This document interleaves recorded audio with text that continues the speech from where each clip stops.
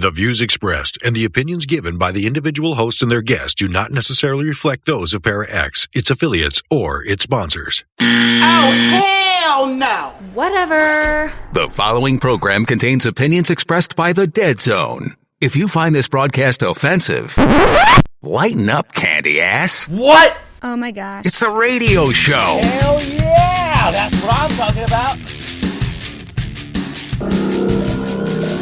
Power up request received. Initiating systems. Powering up transmitters. Welcome to the Dead Zone. Wait a minute. Kill this.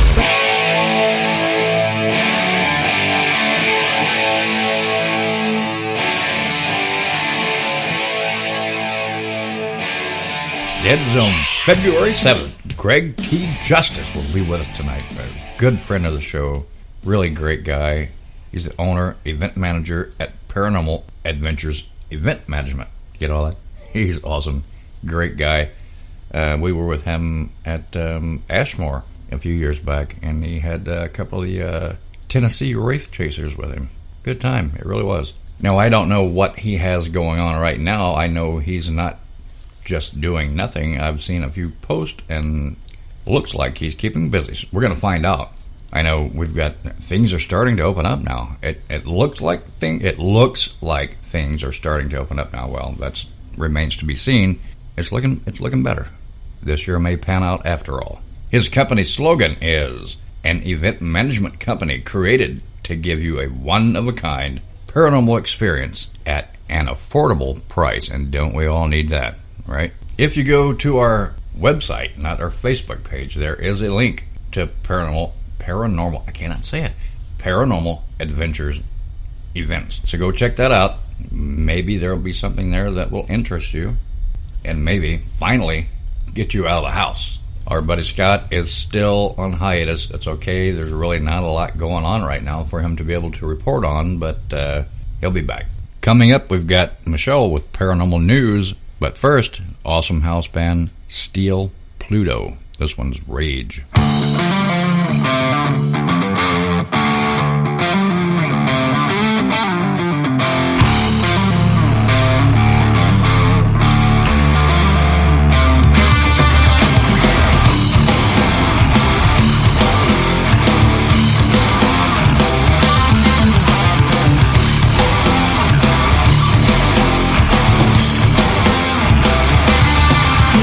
There's no fucking way I surrender to you.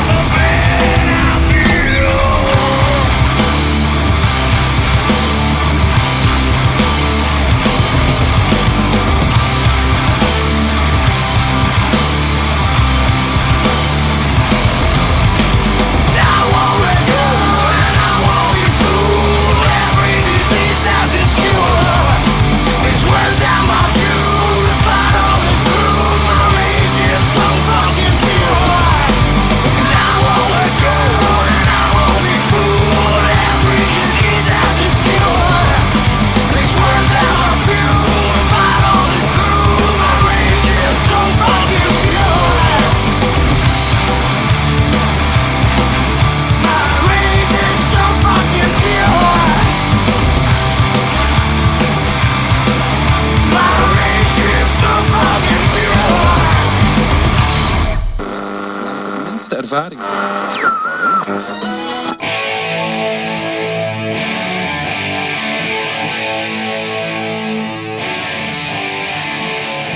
Are you in a band or know of a band that is currently unsigned and looking for airplay for free? We want to hear from you. One of the main goals of the show is to help promote up-and-coming bands and artists as well as our paranormal community. Getting your name out there can be tough, especially these days. Shoot us an email, deadzonebooking@gmail.com. If your music fits our genre, hard rock, 80s, 90s metal, and new metal, we want to help.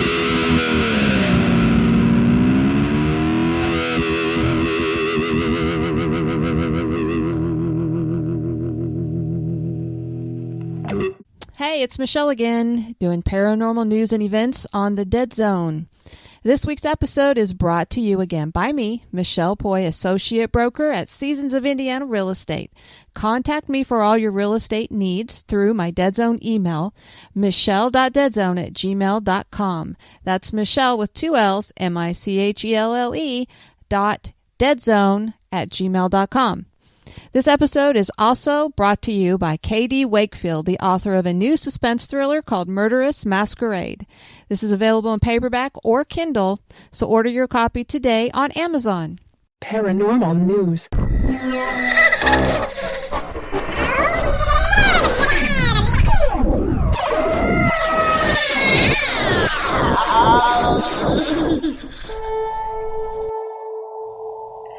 Welcome to this week's episode of Paranormal News. So on Coast to Coast AM, I found an article here about using hypnosis as a tool to communicate with spirit guides and understanding spiritual realms. Okay, so the person that they were speaking with goes by the name of James Schwartz. And he goes on to say that in hypnotic sessions with his clients who were communicating directly with their guides, he's gleaned much information about such things as the afterlife, karma, parallel planes, and healing. When we die, the spirit continues on and experiences other realms and dimensions, he detailed. Schwartz's client Danielle, working with a master guide, described her journey to a higher vibrational plane that she claimed she could simultaneously inhabit at night while her physical body remained here.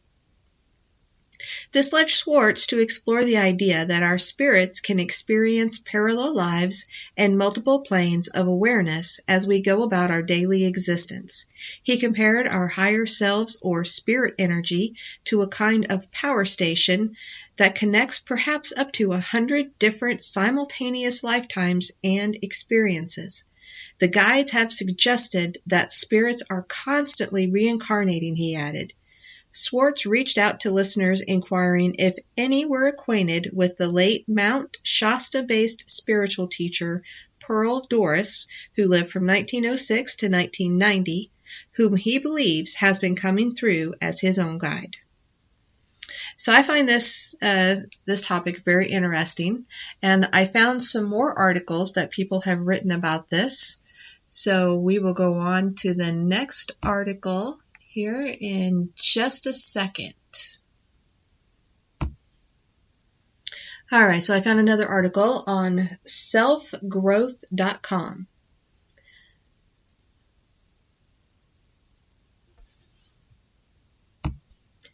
The article is called Meet Your Spirit Guides. It's written by Michelle Baudry. So this is a pretty long article. I'm not going to read every little bit of it. So if you're interested, again, it's selfgrowth.com by Michelle Baudry, called Meet Your Spirit Guides.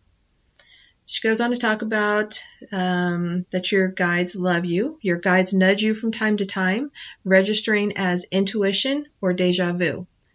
They are that gut feeling that lets you know to embrace the situation or run away.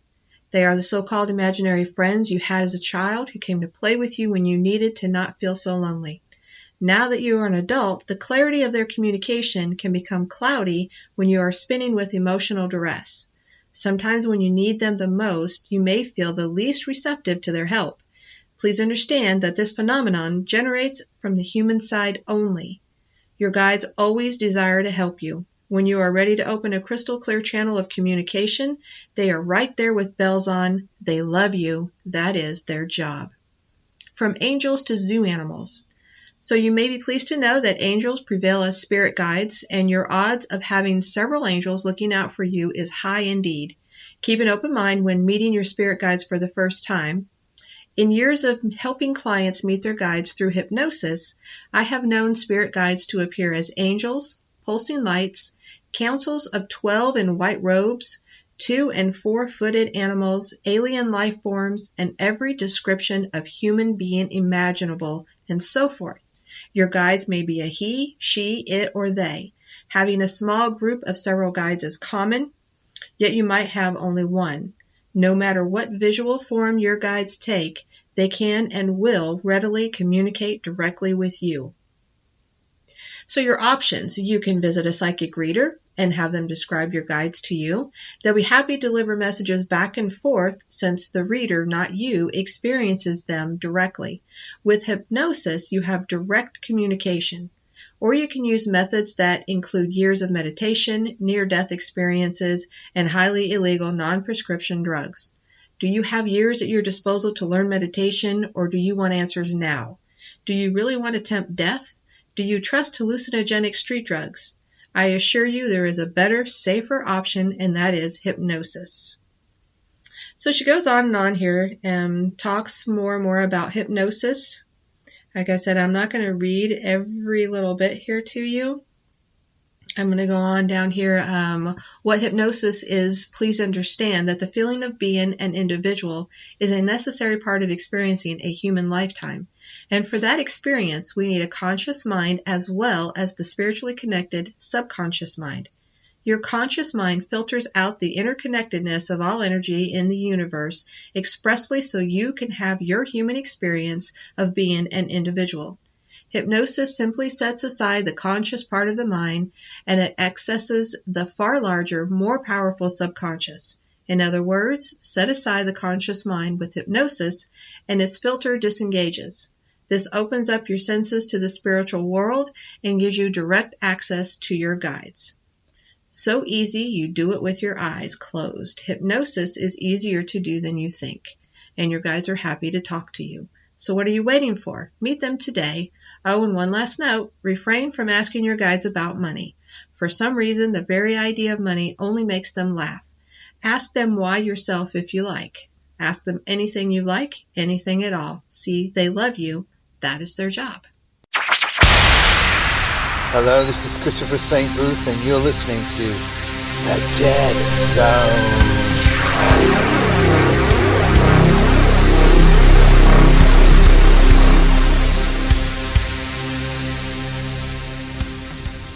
There's a darkness in the hallway. Voices that seem to come from nowhere. Alone at night, there is a feeling that something or someone is near. Where can you go? Who can you turn to? Para-X Radio and the all-new Para-X Vision can help. Our knowledgeable host and expert guest can help you find some answers and take a glimpse into the unknown. Para-X Radio and Para-X Vision, programming for the open mind. Hi, so this one is called Blog of the Angels, 1001 Angelical Secrets to Share. How to meet your spirit guides. So before we get down to business, we need to cover the idea of what exactly spirit guides are. The idea of spiritual guides can be found all over the world in all different forms from all different times. The ancient Egyptians often viewed animals as being spiritual guides containing the souls of family members who had passed on to the afterlife. From the UK to China, dragons have been seen as spiritual creatures that guide their wards down certain paths. Today, in the Western world, spiritual angels are the most common spirit guides, but they can take on the form of animals. So why is connection important? Now, this may seem like a silly question for those of you who have experienced the connection before, but for those who haven't, the idea as a whole may seem a little odd. To put it in simple terms, your spirit guides are simply there to help you along your path. So how to meet your spirit guides? In this article, we're going to explore 4 of the main techniques used for learning how to connect with your spirit guide. Be direct and purposeful. Spirit guides can be difficult to make initial contact with. They don't just appear out of the woodwork because you ask them to. It's not like saying Beetlejuice 3 times. You have to display to your guides you have to display to your guides that you want and are ready for their guidance. Take some time to think about why and write down some of the reasons. Perhaps you've become lost on your spiritual journey or need help dealing with your own emotions. There's always a reason, at least one, so take some time to look within yourself for the answers. When you know yourself why you're trying to connect with your guides, they will appear. Meditation. Following on from the previous example, you may need a method for looking inwards or for reaching out to your guides in the first place, or both. Meditation is the best tool for this. You can use a guided meditation to learn how to meet your spirit guides, or simply carry out your own meditation. Simply focus on your breathing until you reach that familiar meditative state. Once there, reach out to your guides and explain to them why you're choosing now to connect with them. Keep an open mind and see what happens. Don't begin your meditation with a set idea of how you think things will go. This brings us to our next point. Manage expectations. Learning how to meet your spirit guide isn't always what people expect. Some think that it's like the movies where spiritual angels appear on your shoulder or a small red dragon appears from the smoke. In reality, the situation can be very different. Your experience could be as minor as seeing a certain color or could be as mind-blowing as a full-on vision. But the important thing is setting your mind up to fail. Go into your meditation or other techniques knowing that it's very likely you may not experience anything in this instance. It could take 5 attempts, 12, maybe even 20. Then again, it could happen the first go. The trick is to expect nothing so you can appreciate whatever your guides present you with. Sleep or dreams. Believe it or not, when you enter a deep sleep, your body and soul naturally absorb cosmic energy from the surrounding world. During this phase, your heightened levels of spiritual energy allow for clearer contact with higher beings. This, of course, includes your spirit guides. The issue here is that you're, of course, asleep and guiding yourself can be a little challenging. You have 2 options. Use some deep sleep techniques and hope that your guides appear to you within your dream, or use hypnosis or guided meditation based on deep sleep and on contacting your guides.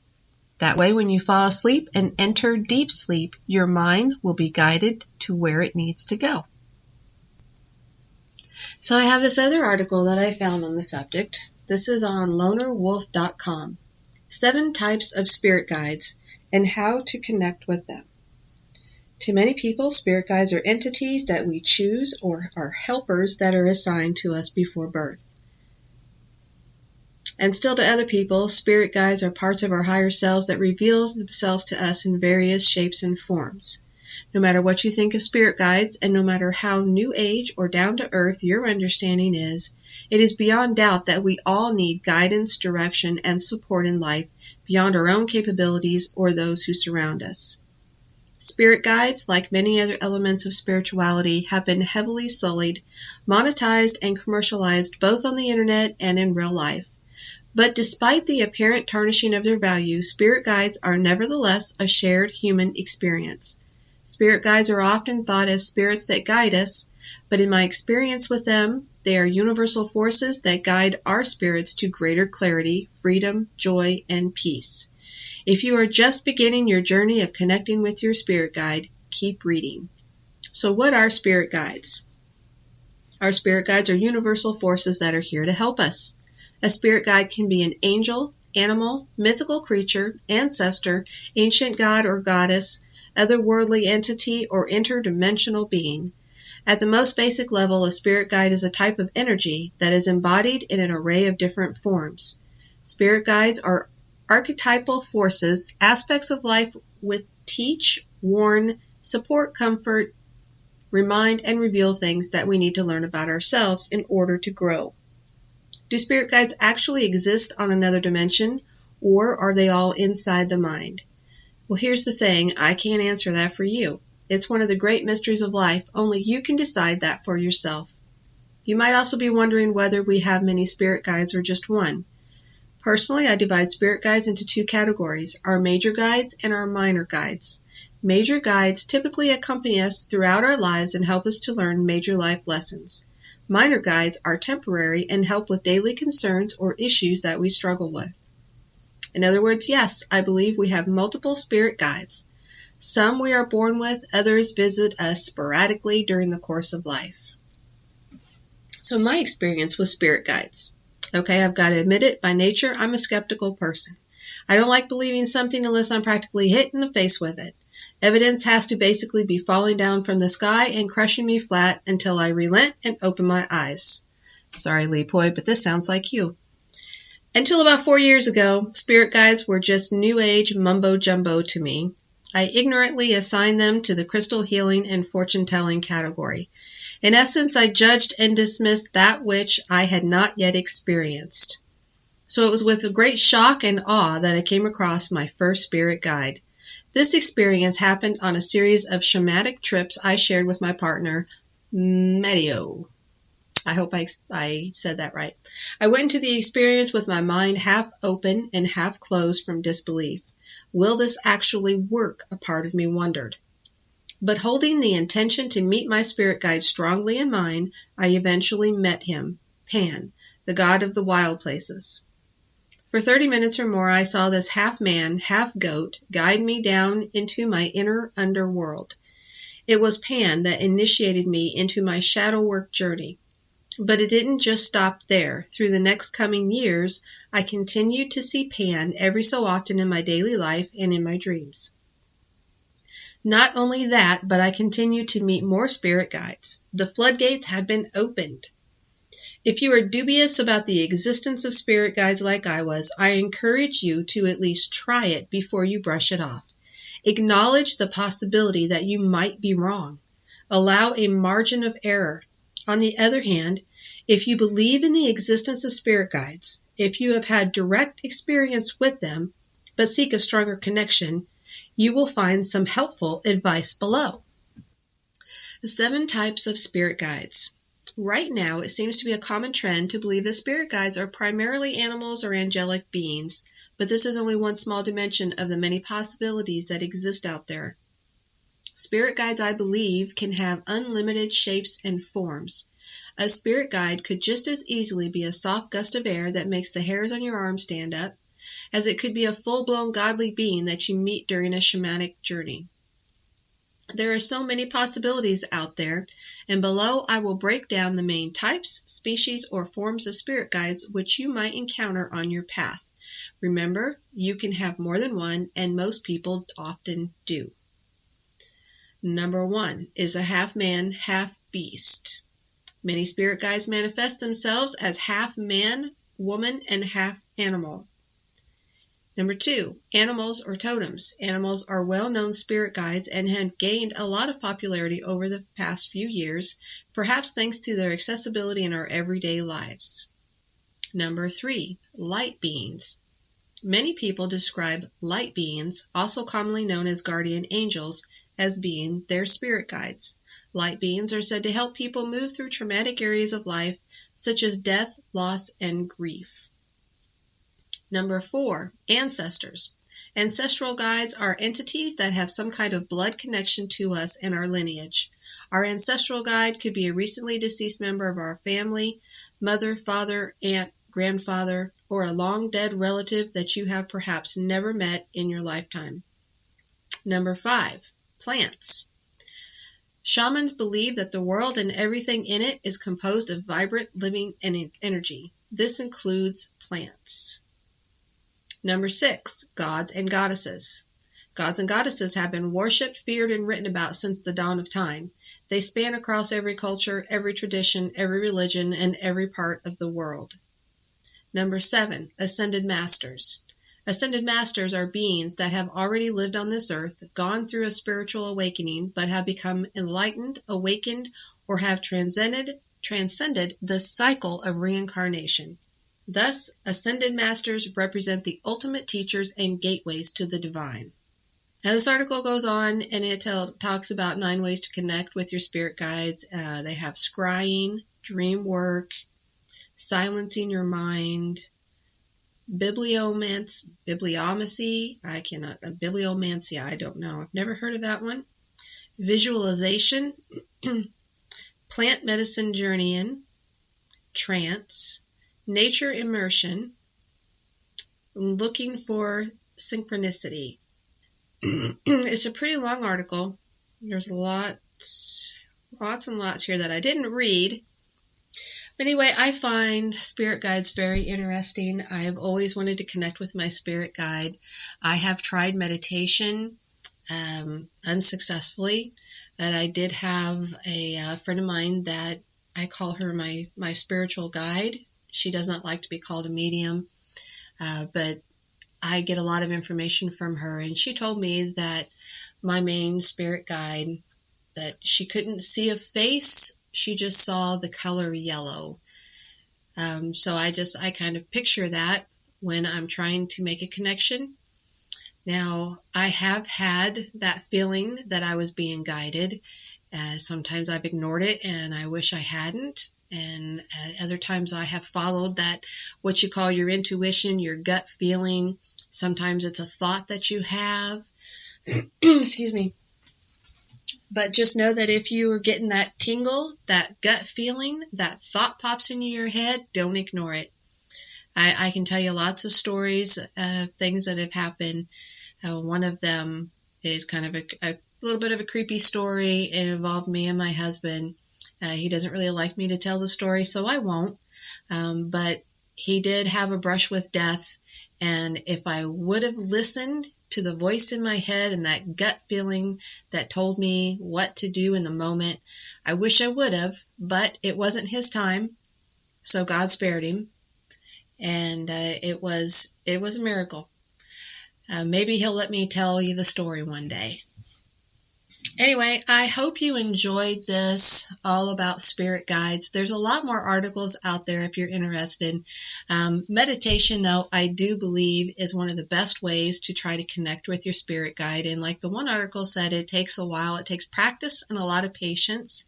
And you have to be very aware of what's going on, because you can very easily dismiss the messages, the signs that come through, the signals, that gut feeling that you ignore and you wish you wouldn't have. And those are all your spirit guides talking to you, trying to nudge you to do something that you need to do or not to do something that you shouldn't do. Anyway, thanks for listening. I hope you enjoyed it. And if you've had any experiences with your spirit guide, you've had success in hypnosis or meditation in reaching out to your spirit guides, drop me a line, tell me about it. Michelle.deadzone@gmail.com. Hey, this is Lee. Has the pandemic got you going batshit crazy like it does us? Well, just a reminder, Poasttown Elementary School presents Non-Con 6, Middleton, Ohio. A legit haunted school, an event with tons of people already signing up. It's all over the Facebook page. And it's free. Pretty much it's free. You got to check it out. September 24th, 25th, and 26th. Just Google Non-Con 6. And for more information, you can contact Jason Snyder, Keith Age, or Daryl Weissman.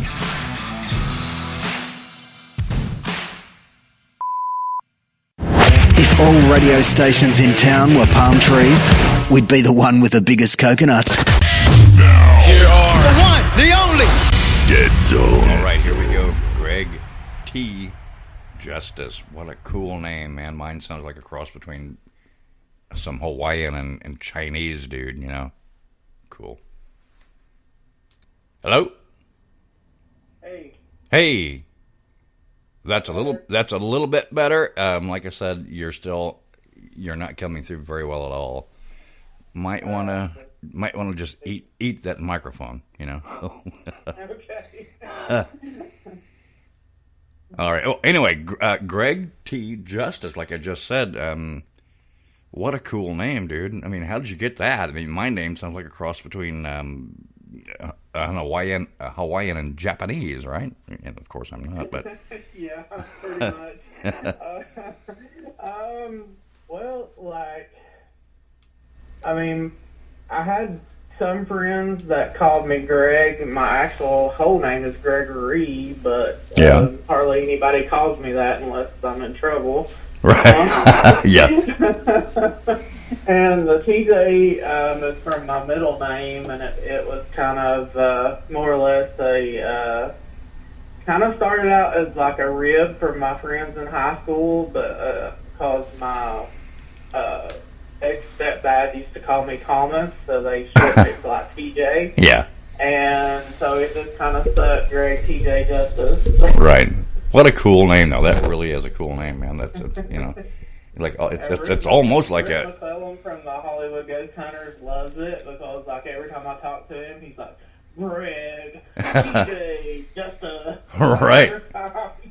Right. By the way, he is a great guy, man. I love him. He is awesome. He's very cool. So, what's been going on, man? I mean, nothing's really been happening, but apparently, I'm looking at some of the stuff that you had going on. You're not really just sitting still, right? No, that's one big thing about me is I hate to sit still and hate to sit idle, and if I don't find myself something to do, I kind of drive myself crazy. Yeah. So, I'm trying to get a YouTube series going called Cemetery Talk, where I'm going to be the host, and it's kind of going to be like a one of the nighttime talk shows, like, how they sit down at a desk and you talk to people about current events and things like that. Yeah. However, it's going to be in an actual cemetery. Okay, now how are you going to pull that off? Now, I'm taking the whole set, like everything that I need to like set up and record and all that, which everything's going to be pre-recorded, nothing's going to be live. Not now, or not right now anyway. Right. No, what I meant by that was, how are you going to pull that off when I don't know about where you are right now, but here, you can't go into cemeteries after dark. You get a fine. Well, certain cemeteries, especially if I've know the owners or something like that, there's quite a few that I've been allowed into after dark, as long as you let somebody know that you're going to be there and kind of what you're doing. Yeah. A lot of times they don't care. Yeah. They don't care. They couldn't care less, right? Yeah. Well, okay. And especially here in Nashville, I used to actually work for one of the cemeteries for a while as a family service counselor. Yeah. One of the older historic cemeteries. So that's always a place that I can go and just set up whenever I need to. Right. Because I still know, the general manager and all that stuff, and they just don't care for me doing it. So. Yeah.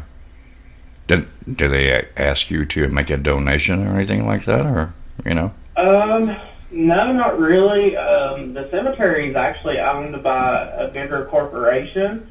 All the more reason, yeah. All the more reason, yeah. But where I kind of have an in and still know the people that actually run it and things, they're just like, you can do it, whatever you need to, or I just kind of have to let them know that I'm going to be up there, so that way if somebody happens to call or something, they're like, oh yeah, we know he's up there. Right. Don't worry about it. I understand that, but I mean, we've done a few in the past in public places. For example, a couple of covered bridges.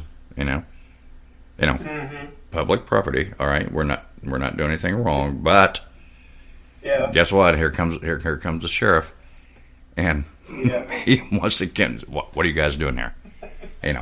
That kind of thing. Yeah, I had that happen to me in Alabama. I don't know if you've ever heard of the Dead Children's Playground close to, what is that? You're like I me. forget You're like me, I forget the town that's close to right now, but the cops came, and I think they're used to people going and, checking it out, especially, teenagers and stuff.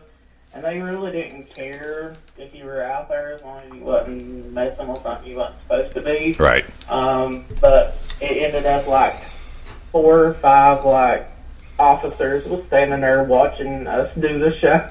Yeah. And I even tried to get them to like let me interview them and all that, and they're like, "No, we'll get in trouble." I'm like, "I can blur your face out." Yeah. And they're like, "Well, maybe next time or something." I'm like, "I don't know if there'll be a next time." Right. That's true. That is true. That's very true. Yeah. The one in particular I was thinking about was there had been a person that had, unfortunately, had taken his own life. He hung himself on the bridge, right? And we went to check that out. Well, when the sheriff stopped, the deputy stopped, he kind of watched what we were doing and was talking to us for a while and said, well, not only did that happen at that point on the bridge, but right where we were standing, they had just had one like a few months later, right where we were. Oh, wow. Yeah. Crazy. Mm-hmm. I like to get that on film, and on camera and recorded, but oh well. Oh well. Yeah. They're a little bit. Most places in Tennessee aren't as strict unless it is more or less like a corporately owned or like a bigger cemetery that's owned by a company or something, and then they're like, "Hey, what are you doing in my cemetery?" and this and that. But right. And then there's a lot of like cemeteries that isn't like known as much, or they're like overgrown. There's like a ton of them, especially in Tennessee and Kentucky. Yeah. Old Civil War and that kind of thing. Yeah. Yeah. Or just like basically forgotten. Yeah, just old family ones. Yeah. We have those here too, by the way. Yeah. Yeah. So. But, it was kind of a more like my aunt kind of turned me on to the idea of it or whatever, and I was like, that's pretty damn cool. So yeah, that's how it kind of all come about. That would be cool. You could even use that as part of your business, paranormal event management, right? You could take tours, right? Yeah.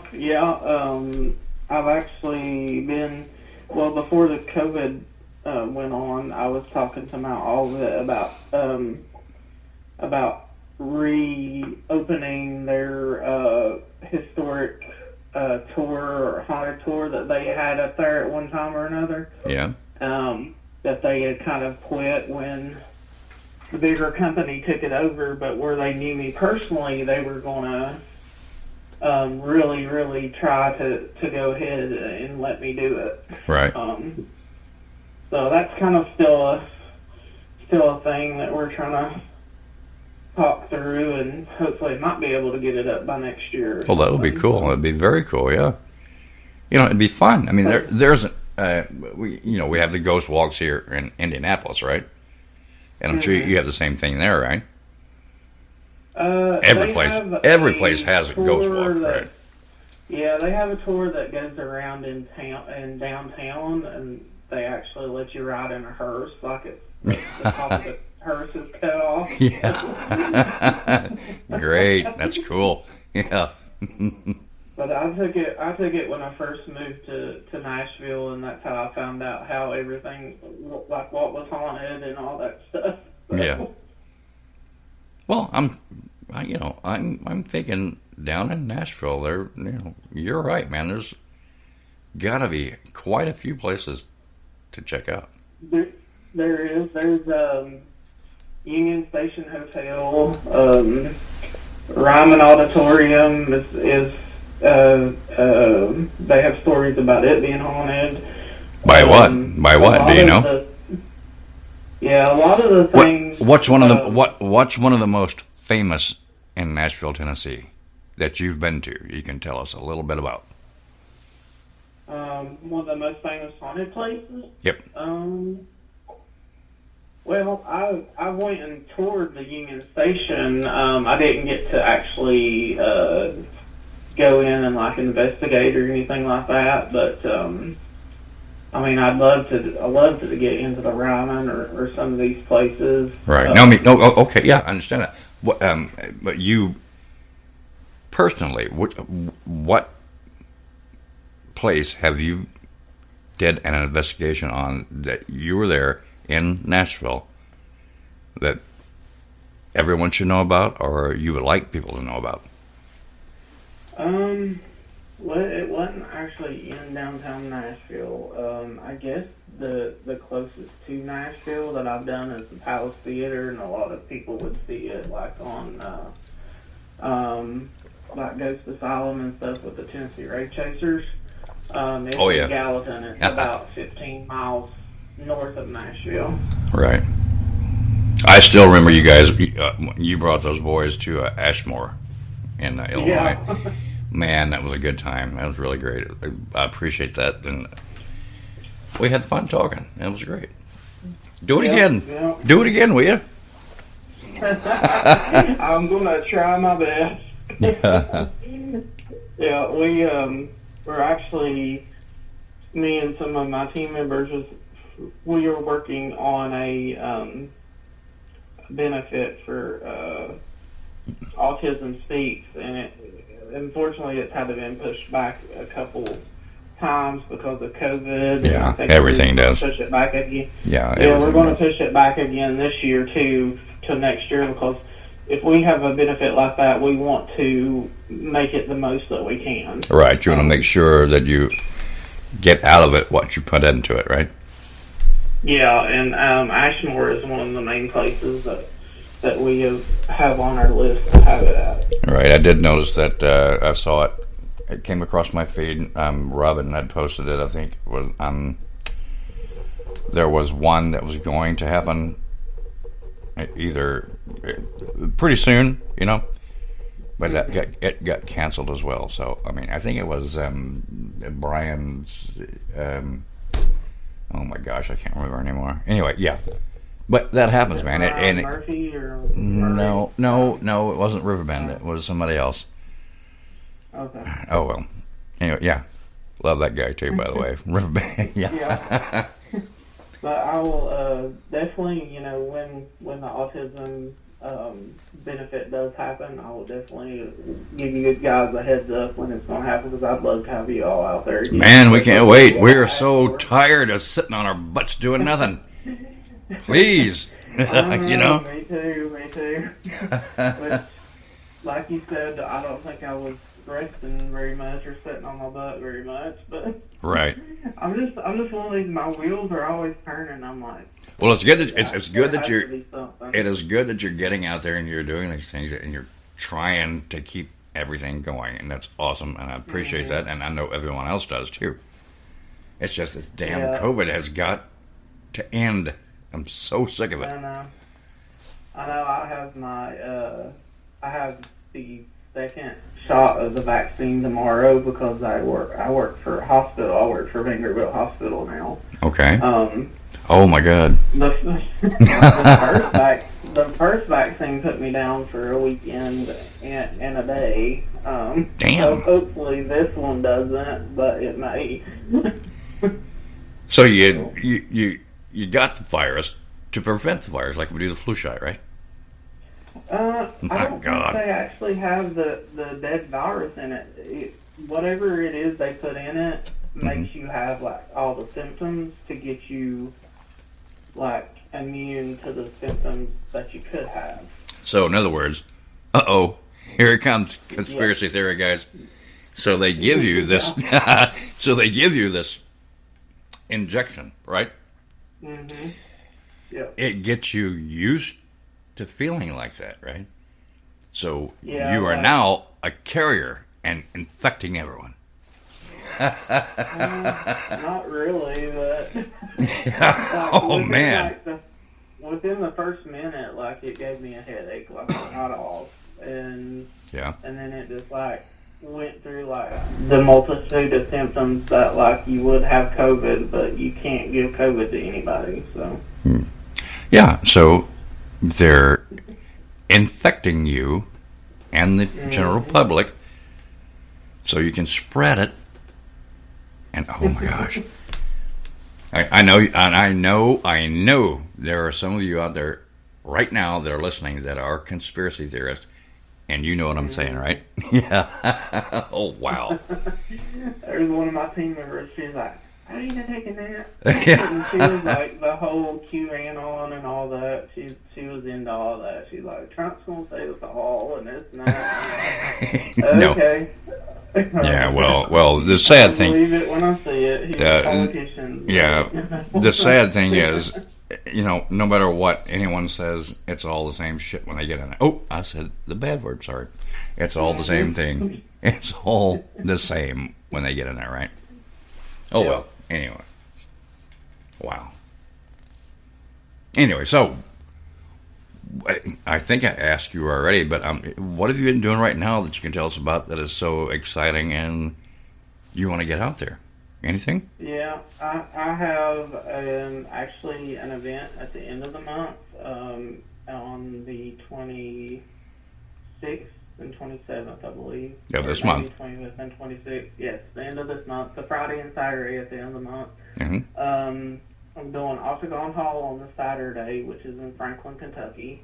Okay. And doing a relatively new place on Friday night. It's called the Oakstone Jail, but it's also in Franklin, Kentucky. Okay. And the good thing with it is you think you're just getting to investigate the jail. Yeah. But however, he's got 4 locations that you can actually investigate. Okay. Like, that goes along with it. Now, so you have, like, a residence, and you have the Franklin County Historical Society, which is across the road, and there's also a convention center with the Historical Society. So you're actually getting, like, 5 places to investigate with 1 ticket. Oh, that's cool. Nights. That's cool. And the ticket is only like $90. $90. It's like, well, that'd cancel me out. I'd be gone. I'm done. No. What's the historical point about that jail? I think it's one of the few original stone jails that are still standing, especially in Kentucky. Actually, I don't think that I know right off the top of my head any other stone jails that are there. So you're talking about like the 1800s or 1900s or what? I think it was 1889, maybe? Okay. Yeah, somewhere around there. It was in the late 1800s. Right. And I think they used it up to like the 70s. Okay. Wow, really? Early 80s. Okay, yeah. And it more or less it was used as like, especially in the later years, it was used as like a holding jail. Right. Like a drunk tank. For them to, or something, for them to go on to either Nashville or Louisville. Yeah.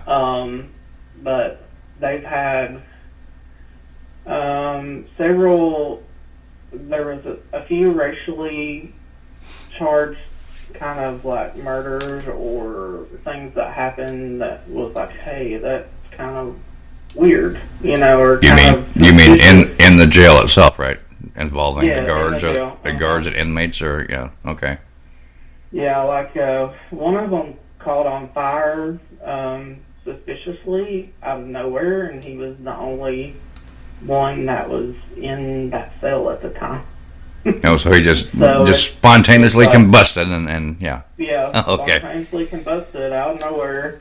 And he happened to be an African American. Oh, imagine that, right? Yeah. Imagine that crap. Yeah. Whatever. And there was a few other kind of crazy things, like someone hung themselves in one of the in jail cells. I think it was on the first floor. And a lot of different things like that. It's like with any of these places, like everything has their own stories and all that. And I haven't actually technically investigated there, but not I yet. did go and do like a walkthrough and get the history and all that. And yeah. You do research. Do what now? You do research first, right, before you go anywhere. Yes. Yeah. Yes, I do. Yeah. I either do the research or I go talk to somebody that knows it like the back of their hand. Right. One or the other. Right. And those, if I don't know it like the back of my hand, the people that know it like the back of their hand, they're always at the event. Yeah. So if you have a question, they can answer it. That is really cool. I mean, that is cool when you find someone that is willing to help and glad to help on a certain location. That's awesome. That's really cool. Yeah. So that's coming up. Through, I actually got touched myself twice in 2 different areas. One of them was in the jail, and then one of them was actually in the residence on the 2nd floor. Okay. I got touched on the back of my neck, and I don't have long hair. I didn't have anything that would have caught or whatever, and it was high enough up on my head that there wasn't nothing that was gonna catch. You don't have long hair. Shame on you. You're a Southern boy. Anyway. Yeah, I got longer on the top, but not in the back. Okay, so you cut off the party. It's the hard part and flipped over. So. Yeah. That's cool. But you are going to now. You're gonna go there and do a real investigation. Okay. Yes. Very cool. And I always like to do that too before my events with locations, so that way I'm not being a hypocrite telling you that this place is haunted, but you're looking at me and say, well, there's nothing happening. Don't you? You know, a lot of places, nothing happens on key, right? Anywhere. It doesn't matter, right? But don't you hate the fact that there are a lot of places that people just basically just lie and say, oh, it's haunted, and they'll charge you oh my God, $50, $60 to one person to come walk through this 2-bedroom house. Get out. I hate that. I really do. Yeah. And you're like, if it's haunted, they're hiding. Yeah, whatever. Anyway. And then you have places like Waverly or Oak South Pittsburgh that you walk in and they're coming to you because they're nosy, because they're like, who are you and why are you in my place? And right. Have you been to Waverly? New people. I have. It's been 10 years now. That's been a long time, I was there in 2010. Well, it's a bed and breakfast now, so making money. Oh, really? Oh, yeah. That's what I heard. I didn't know. I'm not going. Anyway, yeah. Don't get me started because I hate pay to plays and all that kind of thing. I really do. Yeah. I knew at the time that's kind of what they were going to, but it took a really, really long time for them to get to that. But I mean, it is what. Oh yeah, that's a big place, right? It's huge. And I'm sure the renovations take a lot of money. I don't mean to come down. Do what you want to do. Do what you got to do. And it's a great idea. And if I had the chance to do it, I would do it too, right? Yep. It's just like we talked about before, the little places just sputting around here. Pay to plays and charge you all this kind of money to come set up and just quit. Yeah. Anyway. Yeah. Anyway. That's true. I mean, if you don't have some kind of evidence to back up that your place is haunted, why am I going to give you money? No. To go in there and, All right. Oh, well. Anyway. So, you got that one coming up, right? Mm-hmm. What? Anything? I do. Anything else? In May, I have one. It's a little smaller place, but I'm trying to keep them. I'm trying to keep the events right now smaller, so that way. Well, you have to. Can separate people, and people's not going to get anxious and stuff if they're going to get sick. Because I don't want anybody getting sick, especially coming to an event. and we're going to have everything there. Like we're going to have masks. We're going to have the you do have whatever they want. You do have them. They need. You do have them sign a waiver, right? Yes, I do. There you go. Yes, I do. All right. Well, that covers your butt right there. Yeah. Yeah, I learned that a long time ago. Especially now. That was already doing it. Yeah, I mean, especially now with what's going on now. Yeah, but that's a good idea, and it's great, man. You know. Yeah, the one in May is going to be at a it's a bed and breakfast now. It's called the Hotel Metropolitan. But what was really cool about it, it's in Paducah, Kentucky. And what's really cool is the place hosted back in the day, like Ray Charles, Tina Turner, Etta James, nice. a lot of the Motown people. That's one we need to be too. We need to take the Dead Zone there. Yeah. Oh wow. Yeah. Very cool. Yeah, that's awesome, and it's a cool place. It's smaller, but I mean, the lady that runs it, and it's actually an African American cultural museum right now too. Cool. So, and the lady that runs it, and she's all for letting paranormal groups come in there or an event like a smaller event, whatever. Yeah. She just as long as it keeps the hotel running, she's good with it. Yeah, of course. I mean, to be honest, that's cool. But African American, white, whatever. That's a good advertisement, right? That's a great advertisement, and it's free. So. Yeah, and it's going to be there's 7 rooms that you can rent out. My main focus with that is to rent out the rooms to let people stay, and then maybe add a few other people just for the investigation. And then other than that, that's pretty much going to be. I mean, the tickets will be really cheap for that one for sure. Yeah. And then. Well, why wouldn't you just say you get your tickets for the event? You can, if you want, buy your own room, rent your own room out. Mm-hmm. No cost from you. I told her, as a thank you to her, that I would try to rent the rooms out for her. Okay, that I get it. The tickets first. I get it. Would Cool. be with the rooms. Yeah. Yeah, I understand. Very cool. And, cool guy. Yeah, and then after that, in the 1st of June, at Oak South Pittsburgh, the first weekend in June, we're going to have Rick McCallum. Really? Brothers. Yeah, and Richard Estep is going to be a... Really? Yeah. Damn. I want to be there. I want to be there. Come on down. I can't afford that. I can't afford that. We do everything for free, so Anyway, that would be great, man. The Ghost Brothers, Rick McCallum and Richard. Come on. Well, the Singh brothers, the ones that had Ghost Lab back in the day. Oh, they're trying to get back out there. Yeah. Okay. Well, still. Yeah. Damn, that's cool. Yeah.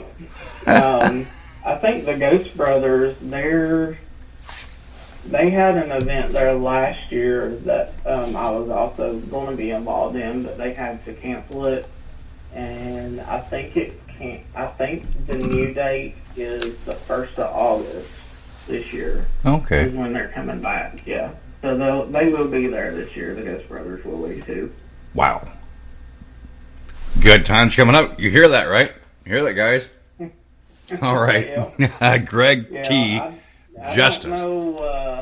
I don't know if the Ghost Brother, I don't know if there's any extra tickets yet. It might just be everybody that already bought a ticket. Yeah. But you can always look on South Pittsburgh's website. Okay. All right. Where do you go to find tickets for that event? Let us know right now.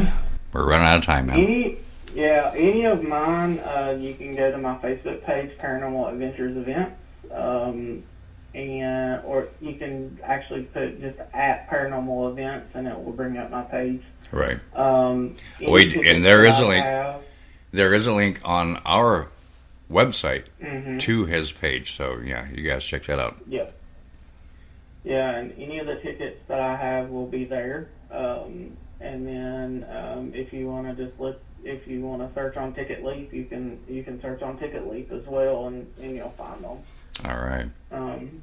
So, and I look forward to seeing everybody. I mean, it's been a whole year in some cases since I've seen some of my regular people at my events and stuff, and, Right. and I'm looking forward to seeing people. Absolutely. We're looking forward to seeing you. I hope we can make it. I hope we can make it work somehow or another. All right. Okay. Gregg T Justice. Go check him out. All right. Thank you, sir, for coming on. We appreciate it so much. And please do come back. You're welcome. My pleasure, my friend. Thank you. Bye. All right. Bye-bye. This is the Dead Zone Paranormal Radio Show. Thanks for listening.